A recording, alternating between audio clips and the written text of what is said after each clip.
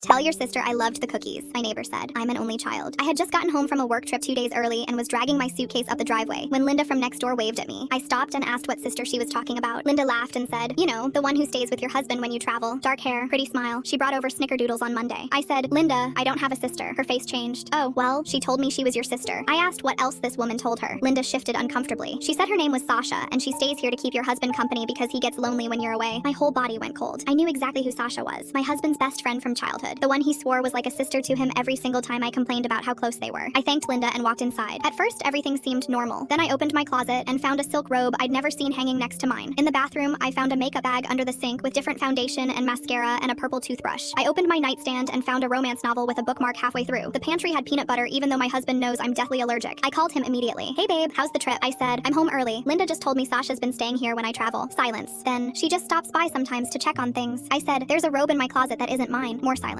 She must have left that by accident. I said, and a makeup bag, and a toothbrush, and a book on my nightstand, and peanut butter in my pantry. He started stammering. Okay, look, I can explain. I hung up and called Linda back. Linda, I need you to be completely honest with me. How often do you see this woman at my house? She got quiet. I don't want to cause problems between you two. I said, you won't. I just need the truth. She sighed. Honestly, almost every time you travel. She takes out your trash and waters your plants and waves at me from your porch like she lives here. I felt sick. What else? Linda paused for a long time. Last month, she had a dinner party, invited 3 couples from the street. Tom and I went. She introduced herself as the lady of the house and gave us a tour. My hands were shaking. She gave you a tour of my house? Linda said, she showed us the kitchen renovation and the backyard and your bedroom. Said she picked out the paint colors herself. I asked why she never told me any of this. She said, sweetheart, I assumed you knew. I thought you two had some kind of arrangement. I went upstairs and started really searching. In the guest room closet, I found dresses and jeans and sweaters in a size I haven't worn since high school. A jewelry box with earrings I'd never seen. A drawer full of underwear. In the garage, I found running shoes and a yoga mat. I stripped my bed and found long dark hair on my husband's pillow. I pulled up our home security app and scrolled back to my last work trip 2 weeks ago. Monday morning, my husband left for work. At 9, Sasha pulled into my driveway with a suitcase. She unlocked my front door with her own key. For 6 days, she lived in my house. I watched her make breakfast in my kitchen and sleep in my bed. I watched her answer my door when packages came and sign for them with my name. Thursday night, she threw the dinner party Linda mentioned. I watched her greet my neighbors and pour wine and laugh like this was her home and these were her friends. Friday evening, my husband came home and kissed her at the door like she was his wife. I watched them eat dinner together and go upstairs to my bedroom holding hands. I drove to his office and walked